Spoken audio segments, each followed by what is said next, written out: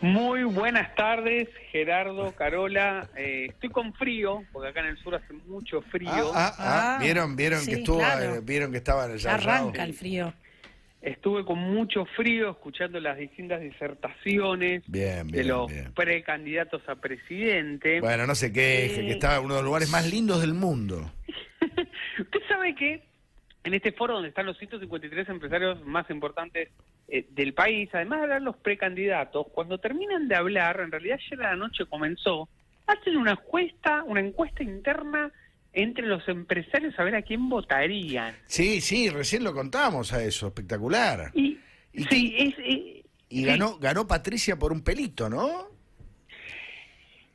Hay una guerra, todo entra en la grieta. Y en la grieta, la Rita Bullrich está también metido el tema de cuáles son los verdaderos resultados de la encuesta. No me digas que está en duda la encuesta. Pero Le juro que sí, Gerardo. Tengo dos resultados de encuesta con resultados distintos. No, a ver, pero bueno, eso pero yo no, quiero perdón, saber los eso no dos, puede quiero ser. saber los dos resultados. Pero eso no puede ser Bueno, verdad. después vemos, pero yo quiero saber. A ver. ¿Qué dice la encuesta B? ¿Hay un resultado? Sí. Hay un resultado que se dio a conocer temprano, Sí. que fue el primer resultado, que les diría fue como una especie de boca de urna, porque fueron los primeros que empezaron a anotarse y empezaron a votar. Sí. Entonces, por supuesto, empezó a darse un resultado y los primeros que votaron efectivamente habían votado por Patricia Bullrich. Entonces, rápidamente salieron, por supuesto, a contar que Patricia Bullrich había ganado con cerca del 50% de la intención de voto entre esos empresarios. Sí. Por la tarde... No me digas por que la tarde, cambió la tendencia. lo que pasa es que no cerró el cómputo. Yo tengo el cómputo intermedio y después me tuve que venir acá al hostel donde estoy parando. No se haga el humilde, Vamos, que sabemos que está en una habitación mirando el lago Sí, Moreno. la presidencial de repente está. La presidencial solo fue para Patricia Bullrich y para la reta con su mujer Miller May. ¿Juntos? ¿En serio? Pero, claro, hubo la presidencial, una noche lo ocupó Patricia Bullrich, otra noche lo ocupó la reta. Eso es Se un lo ocupó la datazo, reta y eso es se lo quedó más Bullrich. interesante de todo el Cuente eso, cuento. claro. Les contaba, con lo cual terminó entrando la grieta también. Hoy, a media tarde, la votación indicaba que estaba primero la reta con el 48% y segundo Bullrich con el 37%. Y todavía faltaban votar unos 80 empresarios. Pero Pero ¿cuánto había votaron? más Claro. votaciones que empresarios. Bueno, era el 153, a la mañana habían votado unos 40, el último corte, estamos hablando como si estuviésemos en las elecciones generales, el último corte que me llegó a mí, habían votado casi 80 empresarios, con lo cual todavía faltaban votar unos 60, 70 empresarios para tener los resultados finales de la encuesta del Yao Yao. Y ahí queda, y hasta ahí sabemos. Hasta ahí llegamos. Bueno, entonces hagamos lo falta el siguiente. conteo final. Hagamos lo siguiente. Evidentemente hay un empate técnico, pero claramente el empresariado más top se inclina para la próxima presidencia entre o Patricia u Horacio o Patricia. Así es. Ese es el dato, te diría, más importante, Tato. Ahora hablando 2 minutos, poniéndonos serios. En el foro del Yao Yao hubo gran concurrencia para escuchar a todos, pero especialmente tanto a Bullrich como a Horacio Rodríguez Larreta quedaron como los dos precandidatos que, digámoslo así, escucharon con mayor atención. En el caso de Milei, dio todo nuevamente una explicación sobre el tema de dolarización, algo que ya había hecho el año pasado, y los empresarios lo que dejaron trascender en principio es que es inaplicable lo que está planteando Milei, que es un poco lo que el Círculo Rojo en general, esto es empresarios, sindicatos, todos los que componen las grandes instituciones, también dejan trascender, que es bastante inaplicable o es difícil de imaginarse un gobierno de Milei tal como lo planteó ayer en el Yao Yao, ¿no? Bueno, no es menor esto, porque estamos hablando de Javier Milei, que es como la gran el fenómeno de la elección, que le cuenta no a gente que no preparada o a gente que no sabe de economía, le está explicando su plan a gente que maneja empresas, que fundó maneja empresas. el país, básicamente. Claro, y los tipos dicen, no nos convenció, no nos pareció plausible esto de la dolarización, no es menor. De hecho, el dato. en las encuestas aparecía tanto la que manejaba Bullrich como la que manejaba el equipo de Larreta, aparecía Milei lejos, o sea, sobre el final, no aparecía entre los más elegidos, a pesar de ser un hombre pro empresa. Se ve que los planes, los programas que le presenta Milei a los empresarios, no por lo menos en el foro yo, claro, no lo terminan de convencer, diría, por lo que por lo menos pude averiguar. Ustedes saben que una de las chicas de maestranza se metió en el foro en el momento en el que estaba hablando Larreta y me fue contando en el momento online todo lo que iban diciendo, ¿no? Bueno, acá igual hasta ahora lo más jugoso fue lo de la presidencial. Sí. Todo esto se podría resumir en esto, ¿no? ¿A quiénes le dieron la presidencial, que es la habitación top del Yao Yao? Una noche a Patricia, otra noche a Horacio. Así es. Ahí está eso todo fue dicho. Lo que pasó en la organización. Ahí está todo Exactamente. dicho. Exactamente. Por supuesto, se coló el tema económico allí en el Yao Yao, que es un poco lo que hoy les iba a contar. A ver, es una evidencia, por supuesto, la crisis económica cambiaria que está viviendo el gobierno. Tremendo. Y quería contarles algo que, si bien apareció parcial, que es lo siguiente. A ver. Vos hablaste, Tato, y se contó la renuncia de Antonio Aracre, que era el CEO de Syngenta, una empresa muy conocida de tecnología agrícola, sí, muy importante, semillas y pesticidas.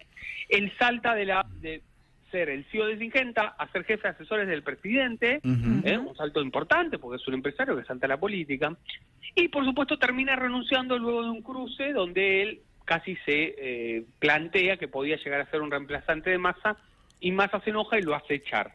Pero en el medio de esa historia, que por ahí lo pueden leer, está en los portales, hay una parte que no se contó, a ver, que es lo siguiente.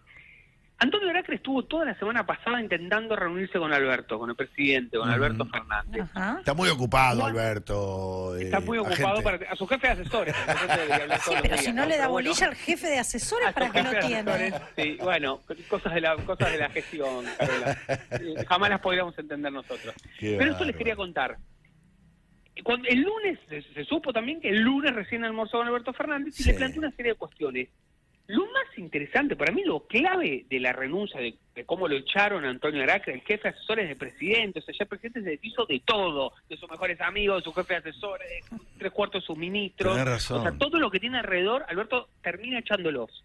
Pero en este caso puntual, el documento que había armado este jefe de asesores llamado Antonio Aracre para supuestamente reemplazar a Celso Massa contenía dos medidas, una que podía ser una hecatombe económica y otra que una medida muy para los sectores populares, mucho más alineada a la cámpora. A ver.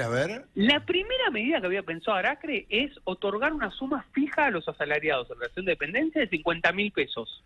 ¿Pero qué? ¿Para una ¿Por sola única vez? Una suma fija por única vez, exactamente para paliar como un la suba de la bono inflación. compensativo de algo. Un plan platita para la clase media, Una digamos. especie de nuevo plan platita de 50.000 pesos para asalariados del sector público y del sector estatal.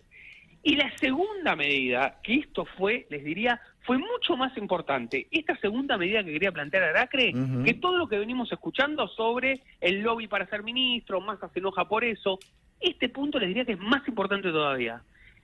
En el plan que le presentó Aracre al presidente, mientras decía que podía llegar a reemplazar a Massa, incluía una devolución del 30%. Él planteaba en su supuesto plan económico que el dólar estaba atrasado un 30%, con lo cual había que ir a una devaluación. Si hay algo, lo que se ocupó Cristina Kirchner, y también Sergio Massa, exacto, es que no es una devaluación violenta. En todo caso, la que venimos viendo, pesito por pesito, todos los días, ahora se aceleró un poco, pero no. Ni siquiera mencionar la palabra, ¿no? Ni siquiera mencionar. El lopo, el sapo, digo, en la olla tibia. Sí. Todos los meses, algunos pesos. Bueno, Aracre estaba planteando una devolución del 30% en el documento que nunca salió a la luz y que terminó con su renuncia, que inclusive, vos lo has contado, Tato, al comienzo del programa, llevó a una especie de rebelión del masismo dentro del gobierno, con Malena Massa retuiteando el Massa no se va del gobierno porque se termina el gobierno prácticamente. ¿Qué dice la gente? Yo estoy de acuerdo con eso. ¿Qué dice la gente Spillman? Bueno, cuando Malena tuitea eso, el ministro de Economía, Sergio Massa, no sabía que llegaba a tuitear eso y le ordena que borre ese retweet. Fíjense que ya todo el mundo había hecho captura. Mirá vos, qué dato el plan de Malena, no está más ese retweet, no existe más. A ver, me voy a fijar. Fíjense. A ver, chequéelo, Carola. el final es cuando se vaya Massa, el tuit original, que ella retuitea, ¿no? El apoyo en Twitter cuando retuitea, estás de acuerdo, por supuesto. Massa lo vio, no estuvo de acuerdo, lo mandó a eliminar a él y a todo un grupo del Frente Renovador que también lo había hecho. Pero efectivamente, claro, no está más en la cuenta de Malena Galmarini. Sí. La gente Spillman está en todos los detalles, es un crack. Escúcheme, pero digo, para mí, yo entiendo... La llamó al orden, le dijo. No, me estás exponiendo mucho. Pero cuando asume Massa, que asume con la capa de superministro... Todos lo planteamos, el propio gobierno lo planteó, esta es nuestra última bala, si falla Massa ya está, no hay más chance de nada. Es que Massa es una de las 3 patas de frente de todo, porque Cristina directamente renuncia a la vicepresidencia, es el mismo nivel de tenor de gravedad, o sea, Massa pasó de ser el titular de un poder, como el poder legislativo, en todo caso la Cámara de Diputados, pero de un lugar institucional, al Ministerio de Economía, pero siempre entrando como la tercera pata de un frente. Massa no es un jugador más dentro del frente. O sea, es no es un ministro al que echás y listo. No, por supuesto. No. Con lo cual, a ver, Malena siempre actúa como una especie de inconsciente de Sergio Massa, ¿no? Entonces siempre dice lo que muchas veces Sergio Massa no puede decir, lo dice Malena con menos filtros. Acá dijo lo que seguramente Massa estaba pensando, pero le pidió a su mujer que saque ese cambio. Muchos de los dirigentes, que lo saquen porque el nivel de crisis era muy, muy grande. Básicamente, también lo contaste hace un ratito, Tato, Massa cree que hubo gente de la Casa Rosada que también impulsó la idea de que Aracre podía llegar a ocupar el Ministerio de Economía, Aracre, lo cual era un disparate, ¿no? Era un disparate total. Era un disparate. Así que esa es la situación hoy. El Frente de Todos sigue totalmente fragmentado, un ministro del Interior que no habla con el presidente, que dice que hay funcionarios que no funcionan. Otra vez con eso, qué bárbaro. De nuevo, es muy impresionante porque el ministro del Interior además es el funcionario político por excelencia del presidente. O sea, si hay un funcionario que se dedica a hacer política para el presidente, ese ministro del Interior con Macri, Corach, con Menem, hablamos de toda gente de una envergadura política muy grande, gente de mucho peso. El ministro del Interior además es el que tiene contacto con los gobernadores, entonces, bueno, es una persona que no habla con el presidente, es muy impresionante, todavía está en su cargo, y hoy justamente salió a criticar la salida de Antonio Aracre de Guado de Pedro, y a todo esto la Cámpora prepara un pequeño, vamos a decirlo así, un pequeño operativo clamor, porque el operativo clamor para que Cristina sea candidata está desactivado. Claro, había caído medio en desgracia. ¿Cómo que hay un nuevo acto ahora? Hay un nuevo intento, a ver. Esto pasó de el peronismo, las organizaciones sociales, los sindicatos a pedir Cristina 2023 a un pedazo de la Cámpora a hacer un acto en Ferro el sábado a las 10 de la mañana, ¿no? Fíjense las magnitudes. Pero perdón, ¿en la cancha de fútbol o en la de básquet? Me voy a fijar, porque es el Ferro... la cancha de bochas. No, es la cancha de básquet. Me parece que es el microestadio de Ferro. Claro, porque no es lo mismo. El microestadio de Ferro... Hay que meter 40.000 personas. Exactamente. Clamorcito... Es un clamorcito, bien dicho. Un clamorcito, un pequeño clamor sería, exactamente. Un pequeño clamor de la Cámpora. Y para terminar, fíjense, síganlo, siempre lo planteamos acá. Si quieren saber qué está pensando Cristina Kirchner, hay que seguirlo a Axel Kicillof. Les diría, mucho más que Guado de Pedro todavía. ¿Para dónde va Kicillof en política? Es donde va Cristina. Más que Guado de Pedro. A ver, ¿qué está haciendo hoy? Hoy no lo miré a Axel, ¿sabes? Hay que mirar dos cosas importantes de Kicillof hoy. En primer lugar, sí tiene cortado el diálogo con el presidente. Otro más. Que es un dato, es un dato muy, muy importante, que tenga cortado el diálogo con el presidente, con quien sí, hasta el año pasado, tenía una sintonía, aunque sea con algunos temas de gestión. Es verdad. Tenía sintonía. Hoy sí habla con Sergio Massa, les diría que es uno de los principales diálogos que tiene en el gobierno, es Sergio Massa, y está pensando en qué es lo que puede hacer. Nosotros contamos acá que había pensado en un desdoblar, que al final no hizo, pero lo tuvieron en carpeta. Claro, pero fíjense esto, el decreto que saca el sábado el gobernador plantea una fecha de elecciones de las PASO, pero no de las elecciones generales. ¿Qué quiere decir de otra manera?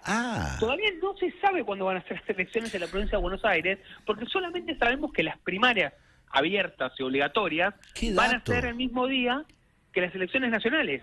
¿Qué dato? O sea que está todavía no está todavía totalmente descartado.